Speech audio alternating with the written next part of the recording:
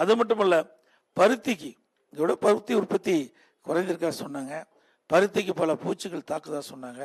அதையெல்லாம் அதிமுக ஆட்சி இருக்கின்ற பொழுது உடனுக்குடன் அவ்வப்போது வேளாண் துறை அதிகாரிகளை அழைத்து எந்தெந்த பகுதியில் என்னென்ன பயிரிட்டு போயிட்டு எனக்கு புள்ளி உரத்தோடு என்னிடத்திலே அட்டவணை கொடுத்திருந்தார்கள். அதன்படி நாங்கள் அங்கங்கே இருக்கிற விவசாய பெருமக்கள் கொடுக்கின்ற அந்த கோரிக்கையை வைத்து எங்களுடைய சட்டமன்ற உறுப்பினர்கள் வைத்த அந்த கோரிக்கையை வைத்து எந்த இடத்துல பிரச்சனை இருந்தாலும் உடனடியாக போய் பார்த்து அதற்கு தீர்வு கண்ட அரசு அதிமுக அரசாங்கம். மரவள்ளிக்கிழங்கு வந்து மாவு பூச்சி விழுந்தது. அப்போ மாவு பூச்சி விழுந்த போது அதெல்லாம் அந்த இலையெல்லாம் சாப்பிட்றோம். அப்போ அந்த செடி இறந்து போயிடும்.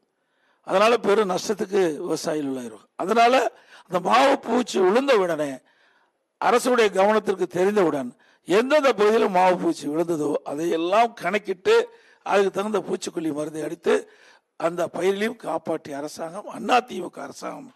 இந்த நேரத்தில் தெரிவித்து கூட கரும்பு பயிரிட்ட விவசாயிகள், நெல் பயிரிட்ட விவசாயிகள் குறிப்பிட்டாங்க. கரும்புக்கும் நெல்லுக்கும் இந்த அரசு ஏற்கனவே ஆட்சிக்கு வந்தால் கரும்புக்கு ஒரு மெட்ரிக் டன்னுக்கு 4000 ரூபா ஆதார விலை கொடுப்பா சொன்னாங்க. இது வரைக்கும் கிடைச்சதா தெரியல. நானும் பல முறை சட்டமன்றத்தில் பேசினேன், கொடுக்கல. நெல்லுக்கு குவிண்டாலுக்கு 2500 ரூபா தரணுனாங்க. அதுவும் இது வரைக்கும் முழுமையாக தரல. இதெல்லாம் அதிமுக ஆட்சி வருகின்ற பொழுது உண்மையாலுமே விவசாயிகளுடைய கஷ்டத்தை உணர்ந்து அதுக்கு தேவை நிவாரணம் கொடுக்கப்படும். அதுவிட முந்திரி விவசாயிகள் இங்கே கருத்துக்களை சொன்னார்கள். அந்த முந்திரி பயிரிட்டுகின்ற பொழுது நன்றாக நீங்கள் நினைவு கொள்ள வேண்டும். இன்றைக்கு கடலூர் மாவட்டத்தில் தானே புயல் வந்து கடுமையாக சேதம் ஏற்படுத்தது. அப்பெல்லாம் இந்த முந்திரி பயிரிட்ட விவசாயிகள் கடுமையாக சேதத்தை மட்டும் இல்லை, மரமெல்லாம் ஒடிஞ்சு போச்சு.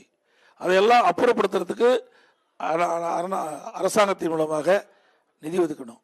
அதே போல புதிதாக அந்த முந்திரி நாட்டு கொடுத்து அதற்கு மானியம் கொடுத்து அந்த பயிரை வளர்த்தணும். ஆகவே முந்திரி உற்பத்தியை பெருக்குவதற்கும் நாங்கள் உண்டான நடவடிக்கையை அம்மா இருக்கும்போது செஞ்சோம். அதே இந்த முந்திரியில் நீங்கள் தொழிற்சாலையெல்லாம் வைக்க வேண்டாங்க. இது எல்லாம் அனைத்து இந்திய அண்ணா திராவிட முன்னேற்ற கழக அரசு உங்களுடைய ஆதரவோடு அமைந்த பிறகு அதை எப்படி செயல்படுத்த வேண்டும் என்பதையெல்லாம் அறிந்து அதுக்குண்டான நடவடிக்கை எடுக்கப்படும்.